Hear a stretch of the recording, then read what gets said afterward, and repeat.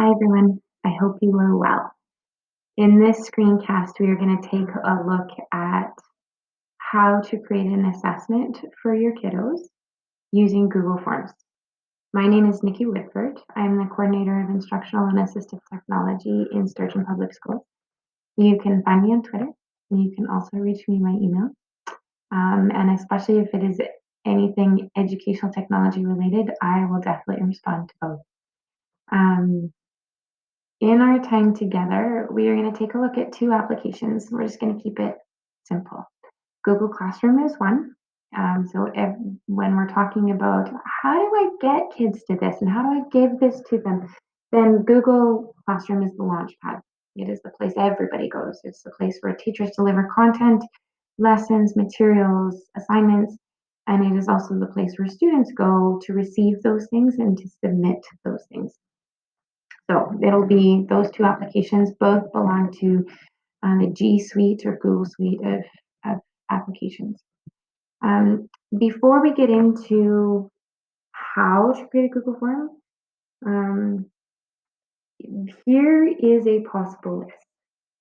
Yes, Google Forms are great for surveys, just for collecting data and collecting information. They're also really great for assessments, quizzes, and tests. But because they're really quite simple to create, they can also be really good for a reading record. So a kiddo could, if you have one Google form, the kiddo can submit, here's what I read, here's all the details, la la la la. It could be an exit slip that you create for the end of class. Just do this quick Google form. It can be 5 questions and it'll give me a sense of where you guys are at. It can be a formative assessment. It can be a self-reflection. That instead of it being on paper, it can be in a form, can be a review activity. And something really creative, maybe for another day, is students can actually use Google Forms to create a choose your own adventure. So kind of creating those pathways of do you choose this or do you choose this? And so they can actually be used pretty creatively, but like most Google applications, there's some really interesting ways to use them. So nonetheless, we're going to speak really quite specifically to the assessment piece, but keep in mind that there is a variety of ways and that this can be used with students. It doesn't just have to be a formal traditional assessment. Okay. So I'm going to jump out of these slides and I'm going to take you to Google Classroom. This is again kind of where everything is launched from. You will notice that I have a teacher view and a student view for Google Classroom. There will be an opportunity where we can see just a quick exchange of what this looks like. And so I want you to be able to see both.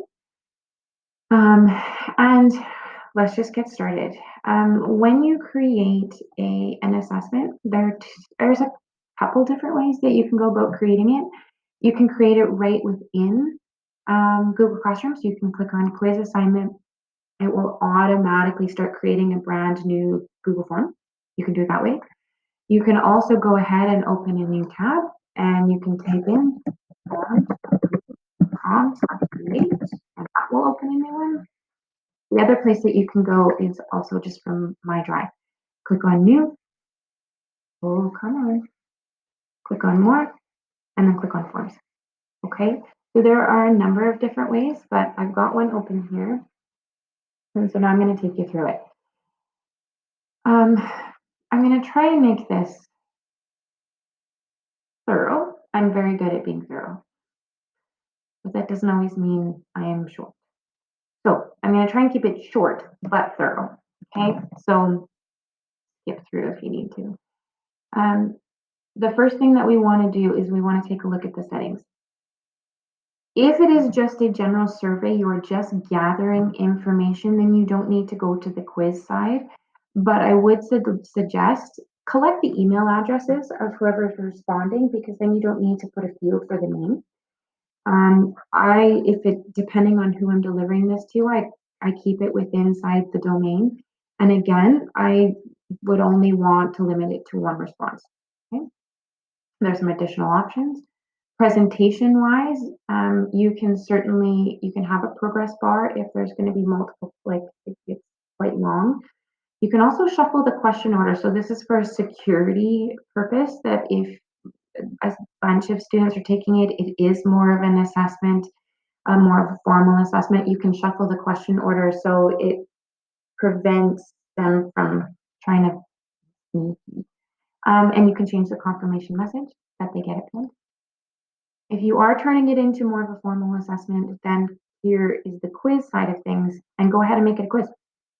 The bonus of Google Forms in the latest version of Google Forms is that it will mark it for you. So it's not just a Scantron that you have to scan all the answers in, but it actually will do it for you. You just tell it what the answers are, and it'll do it for you, come up with the raw score, and it's done. So the grade I like to release after I review it, but you can certainly choose. And then when the kiddos look at it, you can decide what they see. So they can see which questions they got wrong. They can see what the correct answers are if they got it wrong, and then they can see the point value. So you can play with that a little bit. If you're more concerned about security, then maybe just take the correct answers off, but I'm just going to leave them all on. And then I'm going to click save. Okay.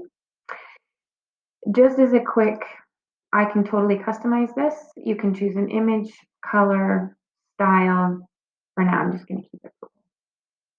All right, I'm going to go ahead and start creating. So this is our quiz. I can certainly put in a description.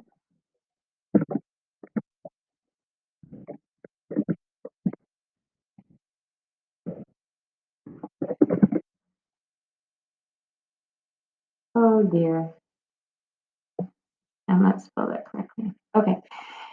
So when you go ahead and create the quiz, you will notice that your options for creating are on the side. It will give you that default first question. But if you want to insert, where's what I want to do, a kind of a section, then you can go ahead and say, this has to do with this particular picture or whatever. So you can create sections out of it.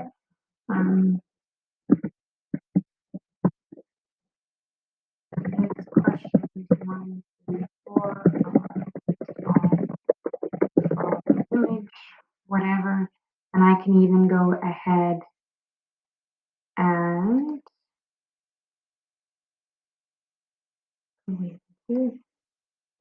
oh, maybe not image, are based on,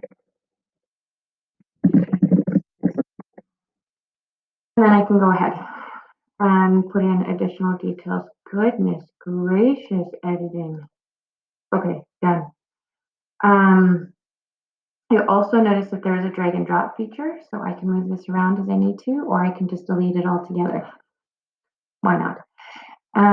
Okay, so you will notice here you can import questions, keeping in mind though you would be importing them from other forms. Okay, so if you don't get too excited, oh, I could totally import them from my Word doc. Yeah, sort of, you can. There is an extension you can, or an add-on you can use, but it's not quite as quick as you might think. Okay, but don't forget, once it's set up, you're good to go. Okay, so I'm going to add a question.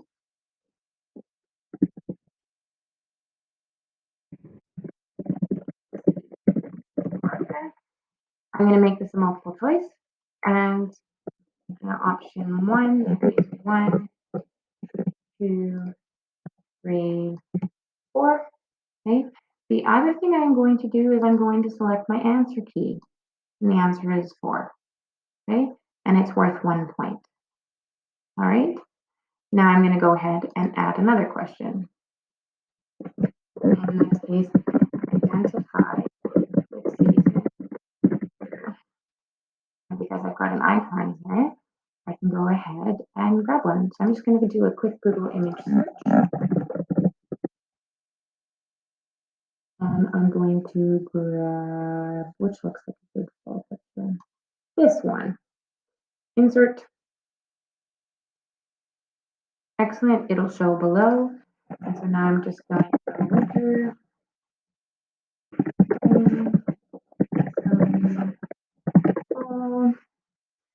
also notice that beside each stem or beside each of the answers, that you can also add an image. So you could have a text question with 4 different images as responses.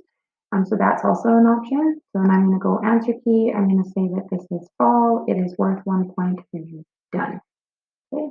I'm going to go ahead and add another question. Which season and this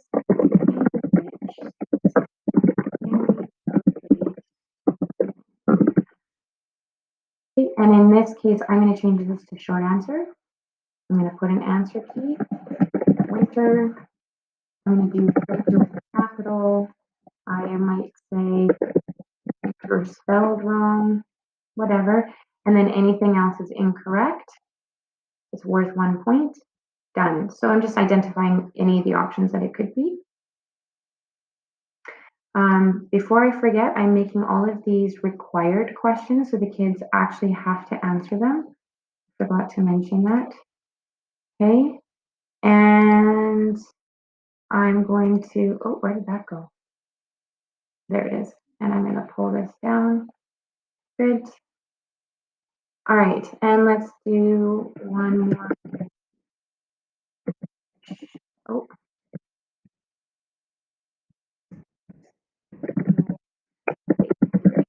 Season. I'm going to make this a long answer.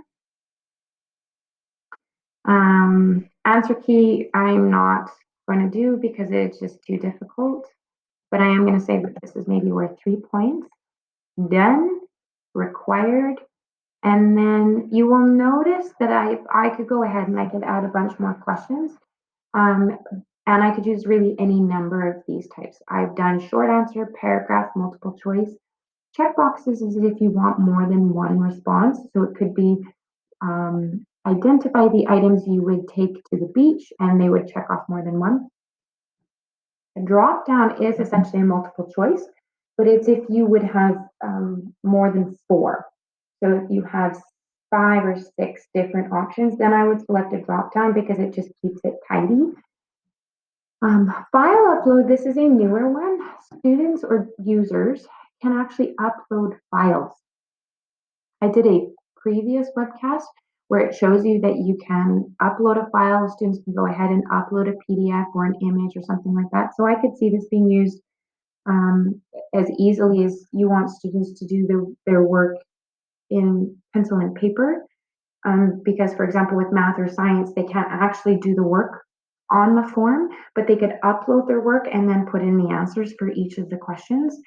So you can still see evidence of the answer and then just have the answer marked correct or incorrect. Okay. There is a Likert scale, and then there's a few other options here as well, all of which you can identify the answer for, make it required, and so on and so forth. You can duplicate the questions here, delete them. I'm going to make this one, oh, I'm going to delete actually this one. And you can also add a description. So if they need a hint or just a suggestion, you can do that. The other thing you can do is shuffle the option order.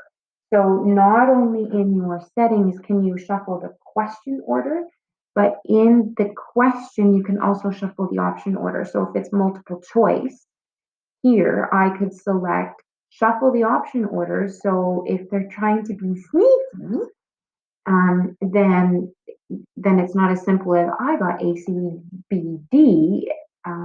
That the kiddos are, it's just not going to work quite as easily as they might hope. Okay, so there's my quick quiz. When I am done with, one other thing that you will note is if you want to close the quiz at a certain time, there's an add-on that you can use called Form Limiter. And so it would show up under your add-on icon. And so you would just open this, identify the time you want it to close, and off you go. Before you send it, take a look at the preview just so you can see what it looks like from the student side.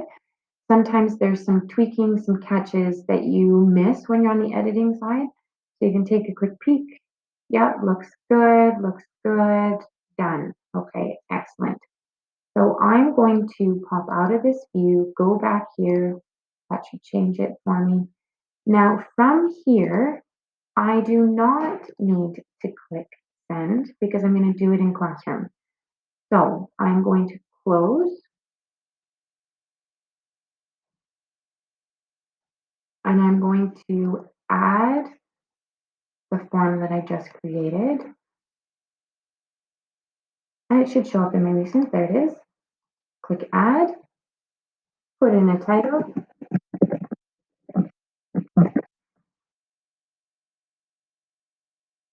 And assign it to all students. I might have a due date, da da da da da, and I'm going to click assign. Okay, so it's now there. I'm just going to move this under Unit 1, just so it's organized. Yes, you can drag and drop in Classroom. And now that I've done that, I'm going to go over to the student side and look, there it is. It's done, ready to go. So I'm going to open it up. Okay, I'm going to open it up, view the assignment, and now I'm going to go into it. Okay, so I can see that it's recording my name, so I don't have to put it in. And I'm just going to go ahead and answer it. How many seasons? Well, in Alberta, there's basically 2. Identify the season. That looks like fall. In which season can you build a snowman? Right? Olaf. Summer. That's your favorite season, not winter. And submit. Okay, done. I'm going to leave that there. And I'm going to go back to my teacher view. I'm going to click on my Unit 1 quiz. I can see that it's been turned in, view the assignment. Now, when I'm in Google Classroom, I'm not going to actually see each individual student's work here. I have to go into the form to see each student's response. Okay. Now, don't panic. This looks like the student view, but you see this little pencil? I'm going to click on edit and it's going to take me to the back end of it. Okay. Now, beside responses, I see there's a 1. So that means that one person has responded. So here's the question side, and now I'm going to go to the responses side. In the responses side, I've got 4, count them, 4 different ways that I can look at the responses. There's a summary of everything. So all the student data and all the questions are put together. So it's really that summary of all of it, with charts and graphs, which actually you can even pull out. I can go question by question. So question 1, here are all their student responses, or I can go by the individual. So the other option is that if you take a look here, there is a spreadsheet, right? There is a spreadsheet view. This will actually open a Google Sheet. And once everybody has submitted, everything ends up in this Google Sheet, from when they did it, to their name, to their score, and so on. Okay, but I'm going to pop back here. And the reason is because I actually want to take a look at the responses so I can see that there are seasons. And in another screencast, I talk about how to provide individual feedback in a Google form. And just real briefly, I'm going to do that here. Think more global than just Alberta. Well, I would argue California's got summer all year round. Okay, click save. Okay, so here I go. I can provide that individual feedback. I can take a look at all of these. Keeping in mind, if I'm going to provide that, I click save. I can go ahead even as well. And in which season can you build a snowman? I'll change it. I'll give you 1 point because I kind of like your answer. Okay, don't judge my assessment practices. This is not a 3 so I might give you a 0. So there are the points, and then I can go ahead and release the score. The student would get an email. So if I click here, The student would get an email, they would just access it through their Gmail and it'll take you it would take them back into their responses and they can see from there. So we, in Google Forms, we made an assessment um, with a variety of questions. It can be as long or short as you like, with as many different types of questions as you like. You'll even notice you can add an image, you can even add a video. So think kind of humanities, English language arts, and social studies. You could give them a video clip and then have a series of questions based on that video clip, or even an image, pull in an image, have a series of questions based on an image. So you actually do have quite a bit of variety on how to create it. Now, I'm going to pop back over here. That is the how-to. It's pretty quick, um, and it can be used in a variety of ways. And as always, if you have questions along the way or you're not quite sure, feel free to reach out. I am available and here to help you troubleshoot through and problem solve um, through all these ed tech tools. But in the meantime, take care, be well, and it really has been a pleasure spending some time with you.